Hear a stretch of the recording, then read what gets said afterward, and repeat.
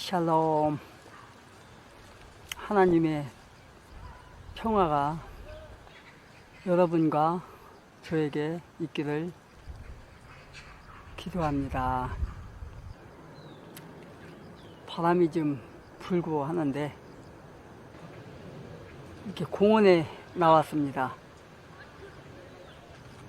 오늘은 또 특별히 2020년 10월 4일 첫 주일입니다. 첫 주일.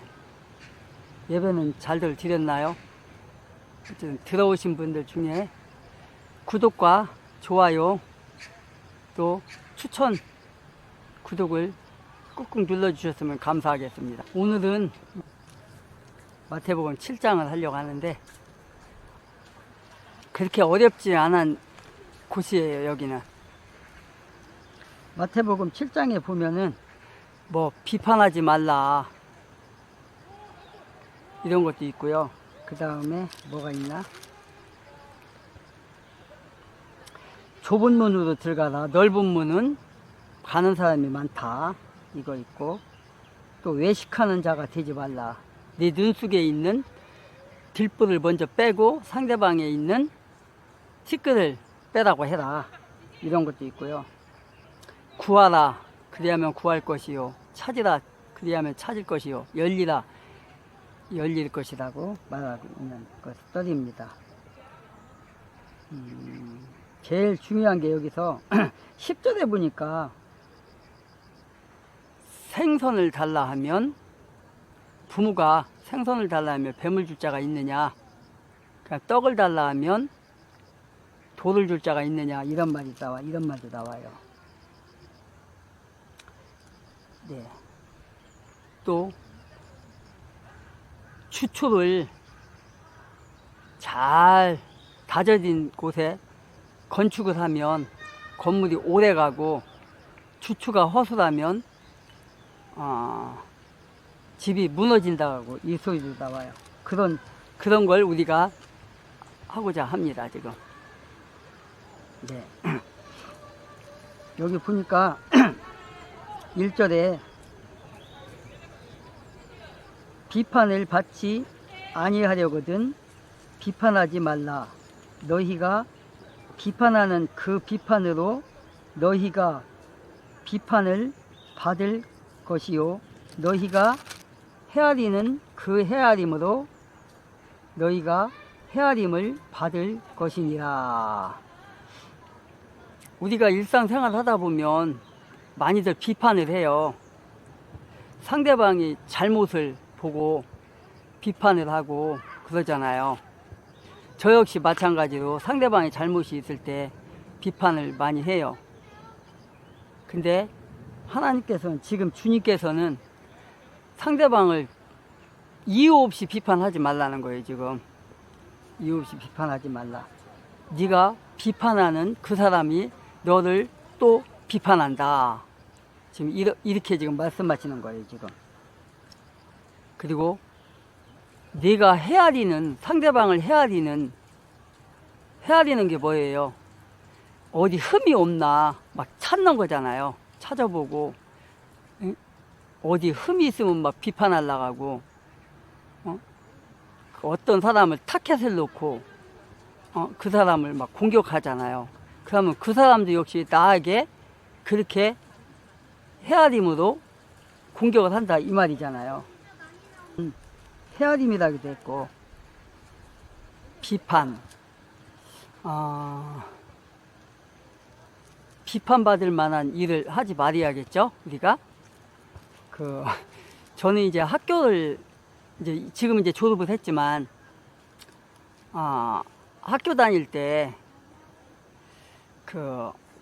이거와 비슷한 말이 있죠. 비평 또 비난하지 말라는, 비난하지 말라는 말과 비판하지 말라는 말 아마 비슷한 것 같아요. 비평은 해야 돼요. 그쵸? 비평은 학교 다닐 때 여기 지금 초등학교 스터디에 들어온 사람 중에서는 아마 대학을 졸업한 사람이 허다할 거예요. 그쵸? 뭐 혹가다는 뭐 학부를 졸업하고 대학원을 졸업한 사람도 있을 거예요. 그러면은 대학교에 가면 학부 때 소논문 같은 거 많이 쓰잖아요. 소논문을. 소논문을 쓰면은 그걸 소논문 써가지고 발표를 하죠, 우리가. 발표를 하고 나서 토론을 해요, 토론. 거기 토론을 하면서 당신의 이 논문이 이러이러한 기절들이 나오는데 이게 맞냐? 이거는 좀 아닌 것 같다. 그리고 내용이 번복이 되는 것 같다.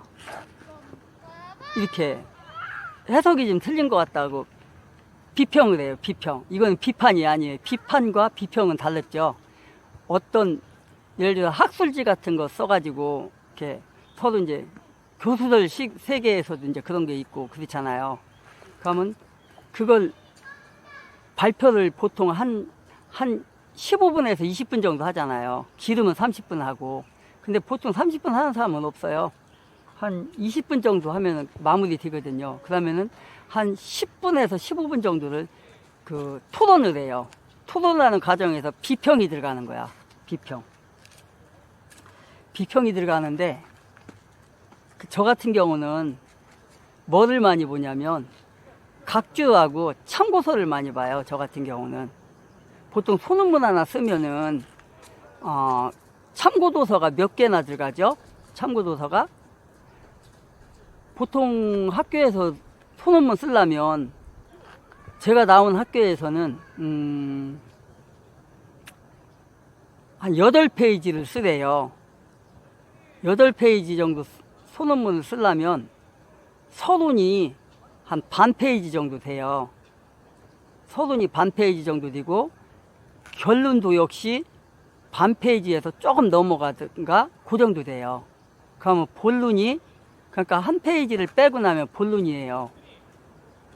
근데 본론인데 보통 로마자가 보통 요새는 뭐 로마자 거의 안 넣는 것 같더라고요. 그전에는 로마자를 많이 넣었어요. 1대지, 2대지, 3대지 이런 식으로 했거든요. 근데 요즘은 뭐 그런 형식도 거의 없어진 것 같아요. 제가 공부할 때는 로마자로 해가지고 1대지, 2대지, 3대지까지 보통 했거든요. 근데 요새는 뭐 1, 2, 3, 4 이런 식으로 하더라고 보니까. 어쨌든 그게 1대지, 2대지, 3대지 정도 되는 건데 그렇게 갖고 뭐 보통 1, 2, 1, 2, 1, 2 뭐 이런 식으로 되더라고요. 그러면은 벌써 몇 페이지나 되죠, 그게? 거기서 그 8페이지에서 한 페이지 빼고 나면 7페이지 갖고 이제 그렇게 만드는 건데 참 그게 정말 머리 좋은 사람이거나 아니면 머리가 안 좋은 사람 두 형이 나오는데 머리가 안 좋은 사람은 그런 거 소논문 쓰기를 힘들어 하잖아요. 그래가지고 그냥 어떻게 해서든 막 짜집기라도 해갖고 막 이렇게 채우려고 해요. 그러니까 논점이 없어, 거기는. 그런 사람들 보면. 근데 잘 쓰는 사람은 짧지만 7페이지 되니까 짧으면 6페이지 반 정도 되거든요. 그러면은 1, 2, 3, 4 이렇게 해가지고 탁탁탁 해서 그래도 조리 있게 잘 써요. 뭐 저 같은 경우 소논문 쓰면은 보통 대학교에서는 소논문 발표만 하고 이제 그 시험을 보거든요. 근데 대학원에 가면은 거의가 다 소논문 발표로다가 학점이 주어져요. 학점이 대학원에서는 거의가 다 한 80%가 소논문 발표로서 기말 시험이 끝나거든요. 그래서 점수를 그럭저럭 잘 봐요, 내가. 왜? 소논문 쓰면은 학점은 잘 받거든요, 제가. 학부 때도 소논문 써가지고 이제 잘 쓴 사람들 중에서 교수님이 한 4사람 정도, 3사람에서 4사람 정도 소논문 잘 쓴 사람들 4사람 정도 이렇게 선택을 해가지고 요약 발표하라고 그래요, 다시. 그렇게 해갖고 저는 교수님한테 그렇게 해갖고 많이 발표한 적이 있었거든요. 그 교수님들이 막 칭찬하고, 아, 어떻게 이렇게 잘 썼냐 하고 그랬었어요. 그게 이제 거기서 이제 비평이 나오는 거죠. 비평이. 그것도 비평이라고 하는 거죠. 그래서 저는 이제 그 소논문 쓸 때, 아니, 그 누가 발표하고 나면 이제 토론할 때 각주를 많이 봐요. 이 사람이 각주를 어떻게 했나, 잘 선택했나. 각주를 보면 뭐가 나와요? 참고도서가 뭔지를 알잖아요. 출처가 어디에서 나온지를. 근데 거의가 다 별로예요. 보니까. 그래갖고 저는 비평을 참 많이 했는데, 그래갖고 비평이 지나쳐가지고 비판이 되고 막 그랬었어요. 공격을 하도 당하니까 사람들이 막, 참고도서를 어떻게 순서가 잘 맞나, 출처가 잘 돼 있나, 각주는 잘 돼 있나, 이런 것만, 이걸 많이 보거든요, 제가. 그냥, 참고도서는 몇 개나 했나. 보통 대학교에서 소논문 쓰려면, 8페이지 정도 쓰려면, 참고도서가 10개 이상은 돼야 하잖아요. 근데 어떤 사람들 보면 10개가 안 돼요. 뭐 7, 8개, 뭐 어떤 사람 5개밖에 안 되고, 맨 그 EBD만 잔뜩 하고, EBD 많다는 건 뭐죠, 그게? 그거는 이제 벗겼다는 것밖에 안 되거든요. 그래서, 그런 것들로 비평이라고 그래요, 비평. 비판과는 다릅죠. 근데 이제, 비평을 하다가 막 그 발표자하고 많이 실갱이 한 적이 많아요. 그래서 서로 막 비판을 하는 거야, 막. 당신 얼마 잘났냐, 막 하면서. 응? 그런 거예요. 그러니까, 비난은 더 심한 거죠, 비난은. 비난은 더 심한 거. 비판보다도 비난은 더 지금 강도가 센 거죠, 비난. 응? 비난할 때 보면 막 욕도 섞여 있고 그러잖아요. 뭐, 대학교에서는 그런 거 안 하지만, 우리 이런 매스컴 같은 데서, 인터넷 같은 데 들어가 보면, 이건 비판이 아니라 막 비난을 하잖아요, 비난을. 막 욕설을 하고 막 그러잖아요. 그래서 우리는 여기서 나오는 게 비판하지 말라 했잖아요, 비판을 하게 되면 그 비판을 받는 사람이 너에게 또 비판을 한다. 그래서 비판을 하지 말라고 지금 그러는 거예요. 비난과 비판과 비평은 다릅다. 비평은 해야 된다. 비평을. 그거는. 뭐, 이런 데, 뉴스 같은 데 보면은, 그 정치인들, 종편 같은 데 나와갖고 막 비평하잖아요. 어떤 의원이 뭐 했는데, 뭐 이건 잘못된 거고, 이건 잘된 거고, 막 그런 거 있잖아요. 국회의원들이 잘못하면, 뭐, 저 사람을 저렇게 의원이 돼가고 저 따위도 하냐, 막, 응? 막 그러죠. 뭐 어떤 장관이 잘못하면 거기에 대해서 비평을 하고 막 그러잖아요. 그런 것들. 근데 이제 여기서 그런 걸 하지 말라. 비판을 하지 말라. 지금 그러는 거예요. 3절에 보니까 어찌하여 형제의 눈 속에 있는 티는 보고 네 눈 속에 있는 들보는 깨닫지 못하느냐. 보라, 네 눈 속에 들보가 있는데 어찌하여 형제에게 말하기를 나로 네 눈 속에 있는 티를 빼게 하라 하겠느냐. 외식하는 자여, 먼저는 네 눈 속에서 들보를 빼어라. 그 후에야 밝히 보고 형제의 눈 속에서 티를 빼리라. 거룩한 것을 개에게 주지 말며 너희 진주를 돼지 앞에 던지지 말라. 그들이 그것을 발로 밟고 돌이켜 너희를 찢어 상하게 할까 염려하라. 이렇게 되어 있는데요. 여기는 이제 3절에 보니까 어찌하여 네 눈 속에 있는 들보는 보지 못하고 상대방에게 있는 네 지인에게 있는 네 앞에 있는 사람의 티끌만 보느냐, 너의 흠은 보지 못하느냐, 이런 말을 하잖아요 지금.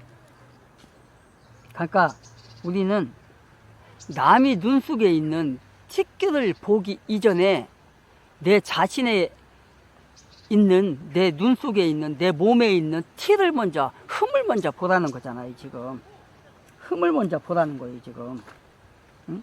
근데 우리가 그렇게 살지 못하잖아요. 우리가 그렇게 남의 눈 속에 있는, 남의 몸에 있는 그 티는, 잘못은 보면서 내 몸에 붙어 있는 티는 못 봐요. 내 몸속에, 내 얼굴에 묻어 있는 더러운 그런 숯검장 같은 건 보지 못하고 상대방의 얼굴에 붙어 있는 겨는 보면서 막 비판을 하는 거야. 야, 너 어떻게 이렇게 더럽게 얼굴에 겨를 묻히고 다니냐, 이렇게 막 비판을 하는 거야. 응? 그렇게 흠을 보는 거야. 근데 그 상대방이 그래. 야, 너는 그다음 달랐냐? 야, 너는 지금, 나는 겨 묻었지만 너는 지금 숯검장 묻었어. 네 눈에는 안 보이지? 이렇게 이제 거기서 이제 상대방이 대로 갚아주는 거잖아요 그게. 그러니까 우리는 내 눈 속에 있는 들보가 있나 없나, 그걸 먼저 돌아보라는 거예요 지금. 주님께서, 예수님께서 지금 그 말씀 하시는 거예요. 많은 사람들이 지금 우리가 그 정치하는 사람들 보고 있지만, 옛날도 아니지, 3년 전에 그 죄 없는 대통령이 끌려 내려올 때 어떻게 했어요? 지금 이 불법적으로 청와대 점거한 자들이, 저 문팔육이 어떻게 했어요? 그 작은 티 하나 보고 뒤집어 씌운 거 아니에요. 정말 죄 없는 사람을 갖다가 저렇게 탄핵을 시켜서 집어 쳐넣어놓고 하지도 않은 걸 했다고 그 종북 언론을 통해서 그냥 막 씹어대놓고서 지금 하는 짓거리 보라고요. 아주 전 정권에 비해서 지금 어때요? 1000배는 더 악행을 하고 있잖아요 지금. 지금 그렇잖아요. 검찰을 지금 개혁한다는 명목하에 저건 개혁이 아니잖아요. 나의 입맛에 맞는, 내 말을 잘 듣는 사냥개를 두겠다, 지금 그거잖아요. 그래갖고 자기네들 수사하는 그 검사들을 다 외곽으로 그냥 막 좌천시키고 막 지금 그러잖아요. 그 다음에 공수처를 만들어갖고 자기 사냥개 만들려고 하고, 그게 개혁이래. 그 말도 안 되는 거잖아요. 죄 있는 사람을 법무부 장관에 앉혀가지고 그렇게 난리를 피우고, 자기네 이너서클 사람들 전부 다 고위직에 다 앉혀놓고 지금 기업에 협박을 해갖고 돈을 뜯어가고 지금 이런 식으로 하잖아. 근데 박근혜 정부에서 그렇게 한 적이 없어요. 그럼 이거는 그 정부에 비하면 1000배는 더 죄를 짓는 거예요. 만약에 저들의 말대로 한다 해도. 그렇게 해놓고 얼굴색은 안 변하잖아요. 이번에 같은 경우 보라고요. 북계에 의해서 총살을 당하고 화형을 당하는데도 저 북계 편 드는 거 봐요. 이런 것들이 얼마나 악행을 저질러요. 내 눈 속에 있는 들보는 숨겨두고 보지도 안 하고 남의 눈에 있는 티끌만 보고 그렇게 사람을 갖다, 죄 없는 사람을 갖다 저렇게 해놓고, 기업인들이 지금 수많은 사람들이 감옥에 가 있고, 나라를 자유민주주의 대한민국을 지키려고 수사했던 국정원의 직원들이 지금 260명이나 되는 사람들이 다 감옥에 가 있고 혹은 재판을 받고 있고 지금 이런단 말이에요. 특히 통진당 수사했던 사람들, 이석기 수사 잡아들였던 사람들, 그 사람들 전부 다 잡아다가 지금 가뒀잖아요. 이런 악행을 저지르고 있어요.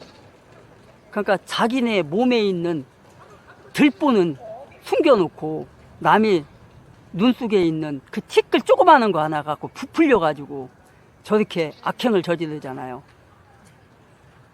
응? 롯데 회장 누구요? 신 누구야? 그분 같은 경우도 감옥 갔다 왔잖아요. 그분 같은 경우도 지금 감옥에 갔나 지금 모르겠네. 감옥에 들어간 걸로 알고 있는데, 그 다음에 이재용 회장도 감옥에 갔다가 왔고,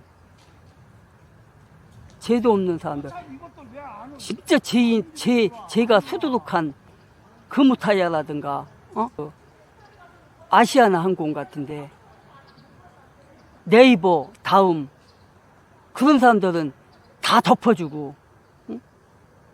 지금 이스타나 그 사장, 그 죄인을 갖다가 국회의원 만들어 놓고 그러는 사람들이잖아요. 돈 다 빼돌리고,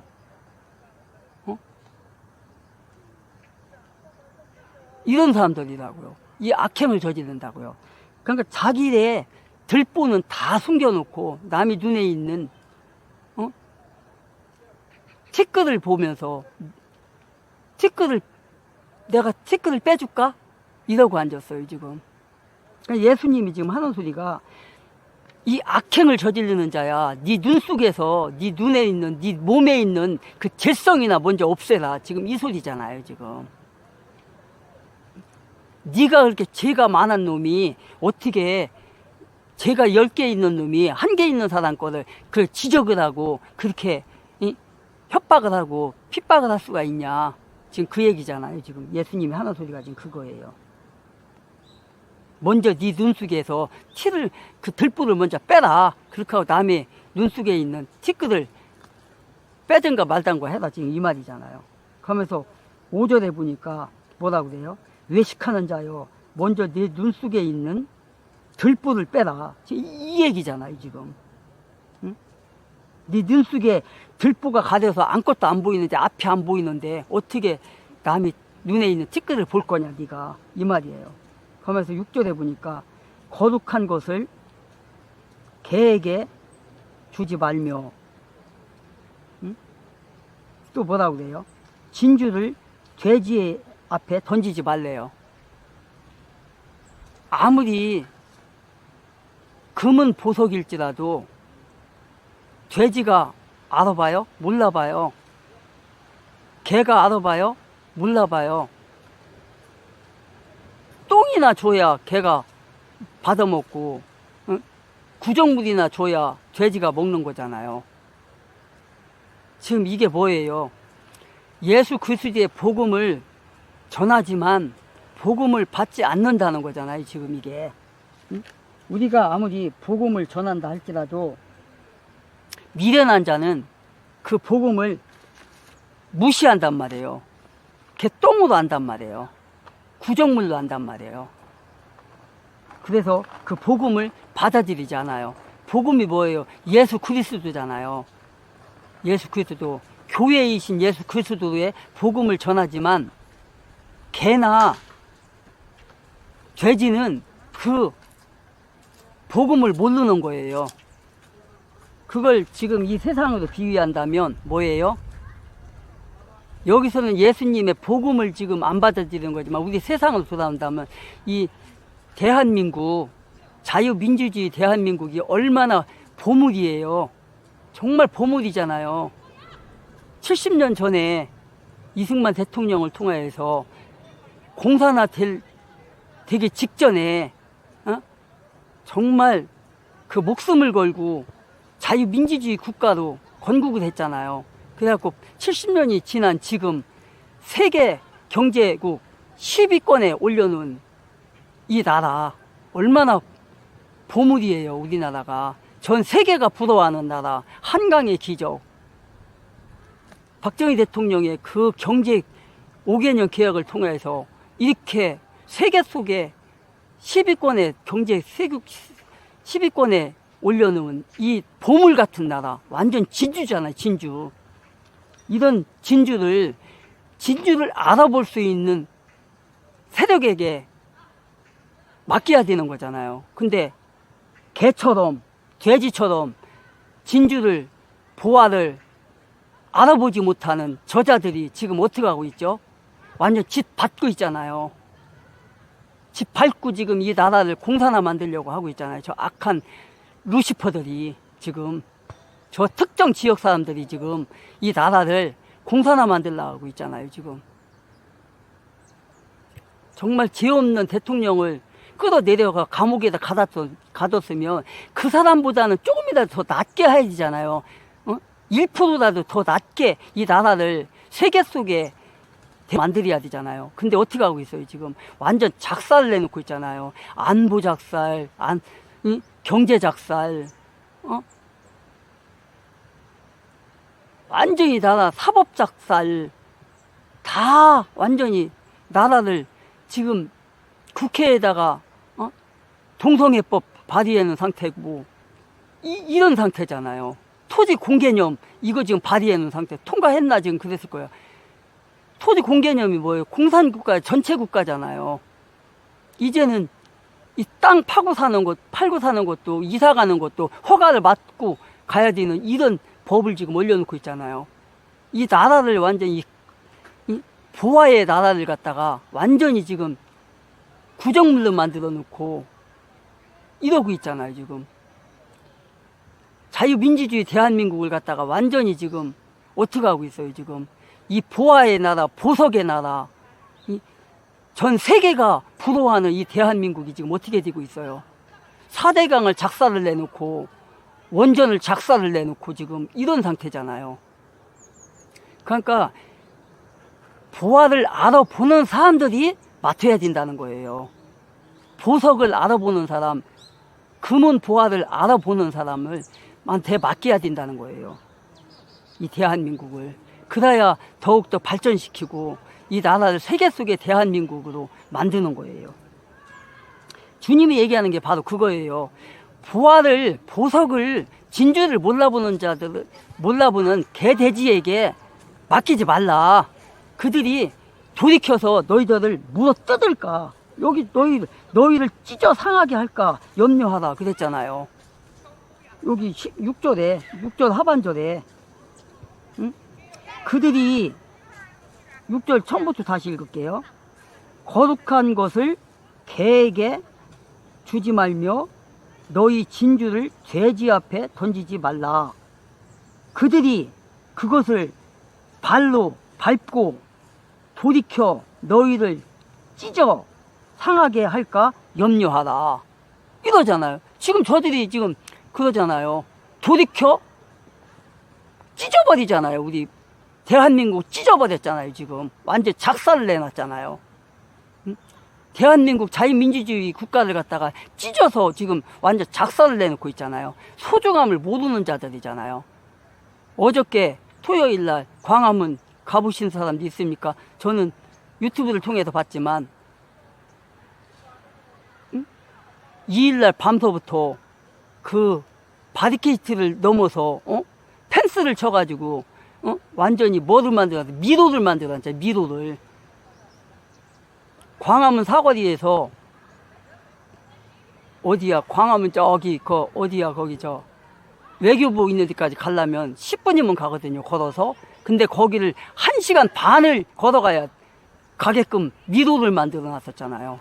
그렇게 하고 경찰을 갖다가 몇천 명을 갖다가 해놓고 경찰차로 관광버스를 빌려다가 거기다 다 해놓고 오고 가는 사람들 다 신분증까지 조사하고 이런 악행을 저질렀잖아요.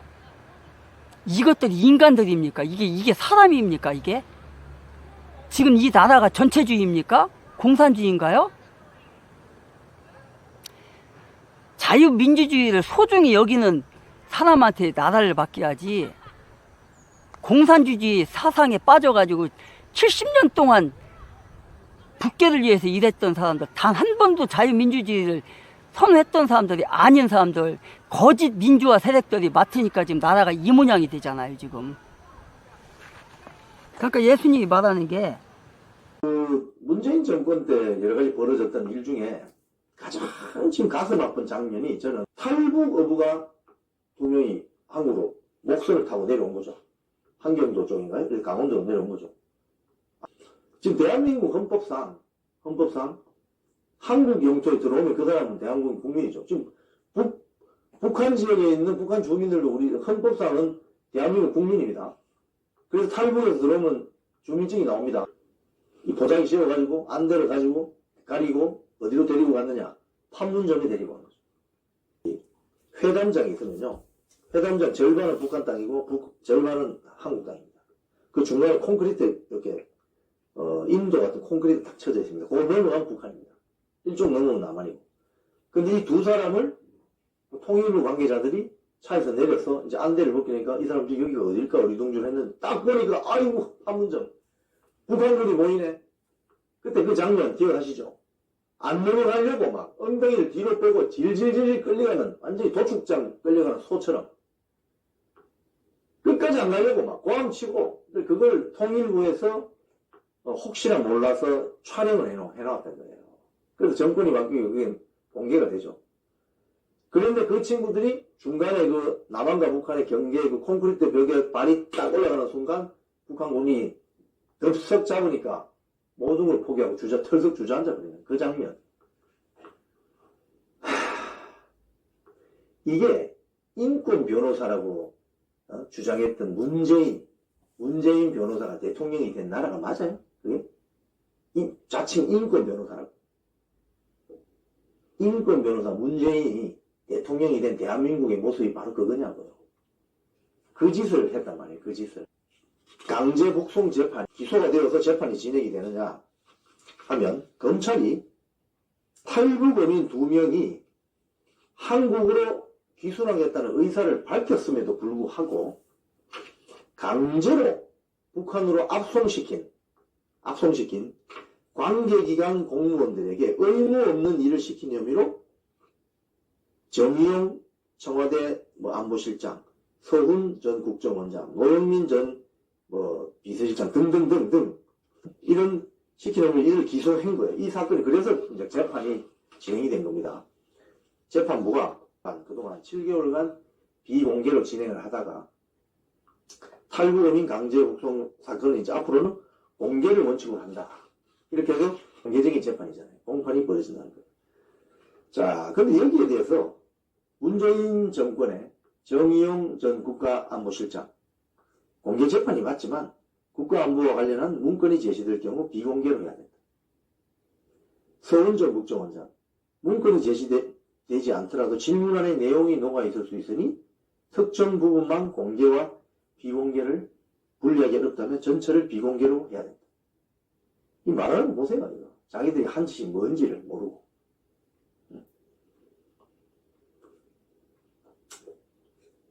당시 정의용 전 청와대 국가안보실장, 서훈 전 국정원장, 노영민 전 대통령 비서실장, 김영철 전 통일장관 등 문재인 정부 안보라인 핵심 인사들이 2019년 11월 탈북어민을 북한으로 돌려보내는 결정을 하면서 위법 행위를 했다는 것이 골장. 자, 근데 이 피고인들은 당시에 이번에 이 재판에 서게 된 피고인들은 뭐라고 하냐? 흉악범을 국내로 편입시키면 국민생활과 안전이 위협받기에 내린 합법적 정책적 판단. 자, 흉악범이라고 표현하잖아요. 이 사람들은. 수사했어요? 이 2명을 수사했냐고. 대한민국 수사기관이. 흉악범인지 입증했냐고. 흉악범인지 증거를 있어요? 증거 있어요? 증거 없죠? 그냥 북한 당국이 하는 말을 듣고 그러는 거잖아요. 쟤들은 사람 살인한 흉악범이다. 그걸 믿어준 거지. 그걸 어떻게 믿어, 근데? 그러면 대한민국 검찰이나 경찰이 대한민국 영토에 왜 있는 거예요? 검찰은 귀순 의사를 밝힌 탈북 어민들도 우리 국민이기 때문에 만약에 살인자라고 하더라도 국내 수사와 재판으로 그 책임을 상응하는 처벌을 할 수 있다. 그래서 북송은 위법이다. 이렇게 맞서고 있는 거예요. 이 말이 맞죠? 수사해봤어요? 문재인 전 당시 경찰청장, 검찰총장 이 수사해봤나? 이 사람들 진짜 살인한 거 맞나? 아니면 국정 눈치 보고 그냥 부탁하는 대로 그냥 사람을 던져준 건가? 그 사람을 지금 어떻게 돼 있겠어요? 고문당하다가 살해당했겠지. 소위 말해 인권 변호사 문재인의 인권이라고요. 이게 문재인 정권은 진짜 용서가 안 됩니다. 이런 거 보면 정말 문재인 정권은 지금 아무리 생각해봐도 제가 100번 양보하고 봐도 이 문재인 정권은 도저히 용서가 안 되는 그런 측면이 많은 정권이에요. 그러니까 이 박근혜 대통령 탄핵시키면서 이 탄핵, 프랑스 대혁명, 러시아 대혁명 이런 것들이 터지게 되면 어떻게 되냐면요. 급진 세력이 들어오게 됩니다. 급진 세력. 이 검증되지 않은 급진 세력. 박근혜 정권 탄핵할 때 광화문에서 촛불 집회라고 많이 열렸잖아요. 나중에 보니 그 사진을 찍힌 거 보니까 뭐 유럽의 공산당 간부가 와서 막 연설을 하고 있고 확인된 이 뭔가 그 확인되지 않은 이상한 사람들이 많이 등장해. 그러면 극좌단체입니다. 극좌단체. 그런 애들이 다 들어왔다는 거예요. 박근혜 정권 탄핵. 탄핵 집회에 처음에 초기에 그런 급진 좌파들이 모이기 시작하면서 사람들이 붙기 시작하는 거예요. 근데 그게 촛불 집회의 소위 말해서 지도부라고 할까요? 핵심부 코어하고 주변부가 분리가 안 되는 분리를 못 시킨 것이 지금 생각해보면 언론들은 가짜뉴스를 쏟아내고 자 어쨌든 간에 혁명이라든지 탄핵이라든지 이런 게 벌어지면요. 검증되지 않은 급진 세력들이 치고 들어옵니다. 그러니까 기존 헌법 질서체계나 기존 질서나 시스템이 완전히 뭉개져 버리는 거죠. 붕괴돼 버립니다. 절대 그거는 피해야 됩니다. 많은 사람들에게, 대중들에게 설득이 잘 안 되는 논리와 이론을 설파하는 세력이다 이 말이죠. 그런 세력들이 득세하게 되면 세상이 어떻게 되느냐? 확 기웁니다. 그냥 한쪽으로. 2017년 5월이죠. 이 문재인 정권이 집권하고 나서 우리 사회 전반에 곳곳에서 어떤 일이 벌어졌습니까? 적폐청산위원회, 불법 보복기구 만들어가지고 박근혜 정권 때 열심히 일했던 사람들 다 그냥 싸그리 해고시키거나 쫓아내버리고 감옥에 보내고 수사받다가 자살해버리고 한 1000명가량 넘는 공직자들이 조사받았단 말이에요. 그렇게 되면 어떻게 되느냐? 나라가 엉망진창이 되는 겁니다. 그리고 그 자리에, 그 빈자리에다가 실력도 없고 검증도 안 된 급진 세력을 또 앉히는 거지. 나라가 절단 나는 거예요. 이 컨트롤 타워가 관리가 안 되는 거죠. 그런 세상이 온다니까요.